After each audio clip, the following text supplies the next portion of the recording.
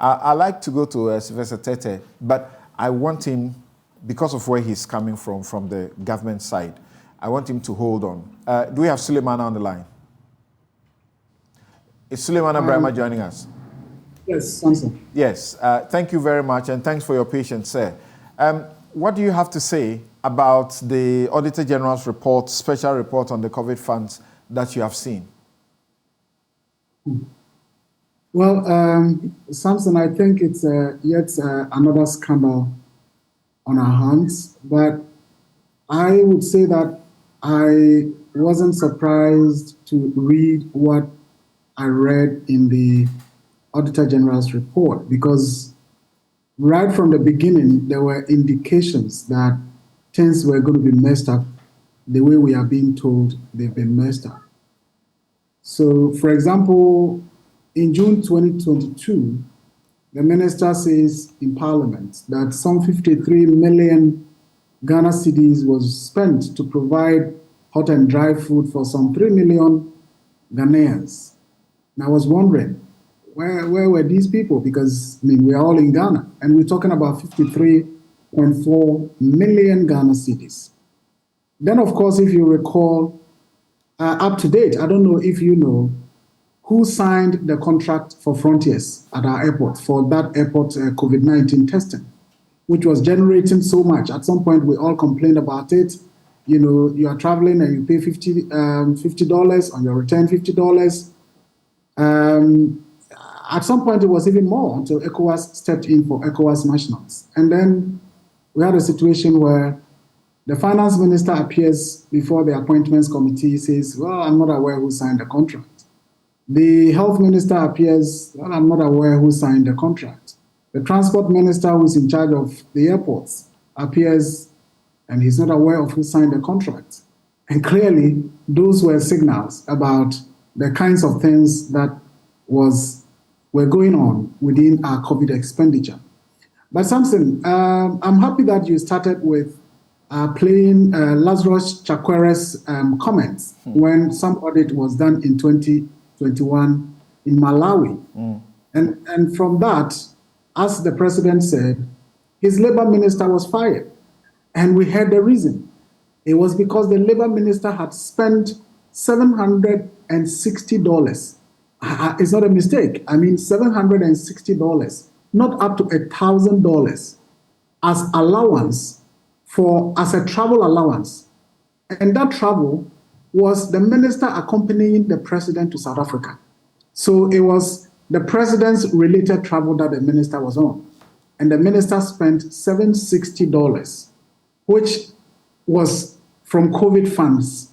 And the president says, no, for spending that money, it meant that you deprived somebody or some people who would have been saved or supported by that money, and for that reason, you are fired. And then at the same time, some 64 government officials were meant to face prosecution. That was a serious government. Early in 2020, the whole pandemic was in 2020, January, but by August 2020, in Uganda, 4 top government officials have been arrested, and their crime was for inflating the price of food that was being supplied to the vulnerable during lockdown periods. In Kenya, again in 2020, September, 15 top government officials were arrested and prosecuted after it was found that they were culpable for some procurement malpractices related to COVID funding. In South Africa, several government officials, including a health minister, a sitting health minister, faced prosecution after investigations found that more than half of COVID-19 procurements had been done in an irregular way. And then President Ramaphosa said, look, I take these matters seriously because we are talking about life and death. And we cannot be capitalizing on this to make money for ourselves.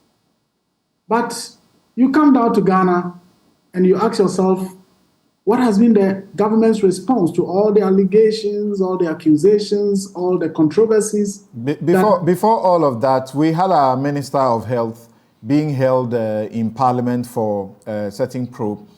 And Parliament, I'm talking about both the majority and minority, agreeing that he had violated the Constitution and other laws. and yet the president did nothing. Yeah, exactly. Actually went to, I think, the village or the hometown of the minister and told us how the minister was a good working person. So Yes. the expectation from you, like from others, is that for a president who won elections on the back of corruption or anti-corruption, he should be seen to appear to be even angrier than the Malawian president and the others who did what they did swiftly.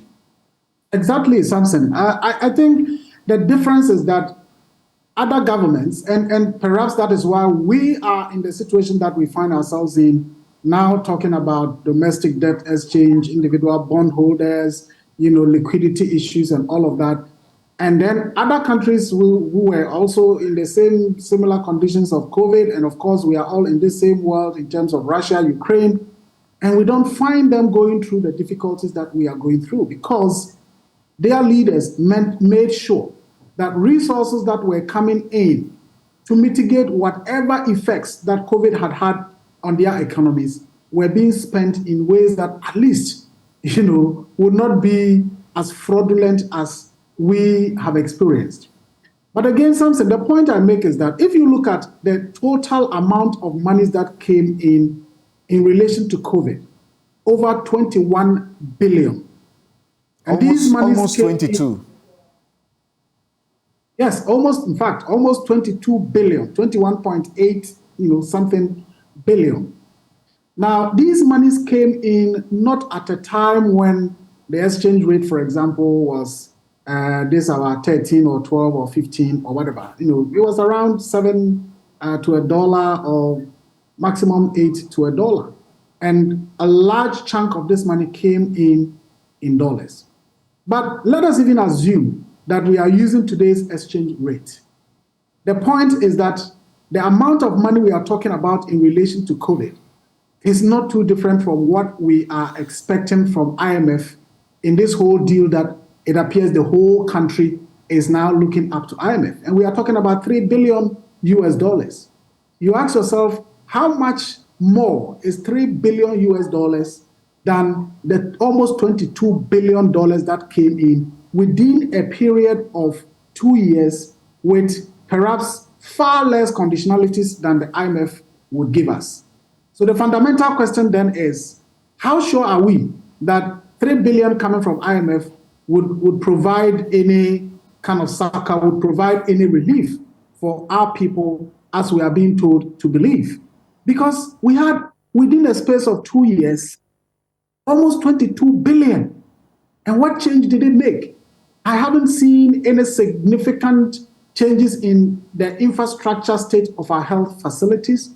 Today, as we speak, Samson, there are regions in this country that do not have a single ventilator. And we all know that COVID patients who got into critical conditions almost always needed a ventilator to be able to survive, to have the chances of survival. And we got all these monies for COVID, and yet we still have a situation where a number of regions don't have a single ventilator. So you ask yourself, if indeed we were spending these monies in relation to COVID, then where did it go? If you recall, in July 2022, the Secretary General of the Ghana Registered Nurses and Midwives Association was on Joy News, and he made the point that a number of their members who were on the front lines combating COVID, battling COVID, had not received any allowances as promised by the president.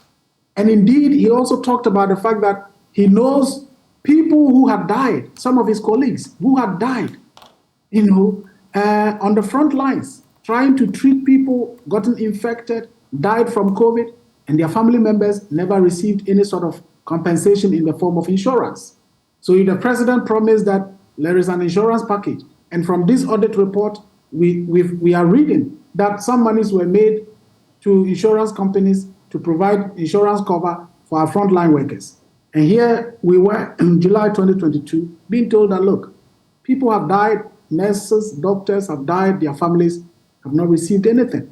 So For me, it's a scandal of monumental proportions, but I'm not surprised because I don't think that we have a president who is committed to fighting corruption. But Sule, even the insurance that you speak about, that monies were paid to a number of insurance companies. The thing about it in this audit is that there doesn't seem to appear to be a documentation as regards who is going to benefit and how much at what time. Exactly. And so you ask yourself, how really were we committed to making judicious use of these resources that came in? And we had, again, for me, the emphasis is the time period, 2020, 2021, 2022, and we had almost 22 billion cedis as a country. Let's ask ourselves, what was really the burden of COVID? Yes, first of all, the uncertainties of how things were going to go. Companies, especially within the hospitality industry, suffered.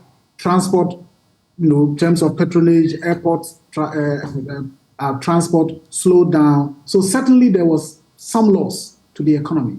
But would it be up to 22 billion? And certainly it is no. So for me, as I said, I'm not surprised because I don't have confidence that the president of the republic is committed to fighting corruption. Look, elsewhere, this is so scandalous that we would have expected the president to immediately react to it and give the assurance that, look, we're going to make sure that any persons found culpable would be dealt with because these were monies that came in to save lives and not to let people to profit from it. All right. But as usual, hold on for me.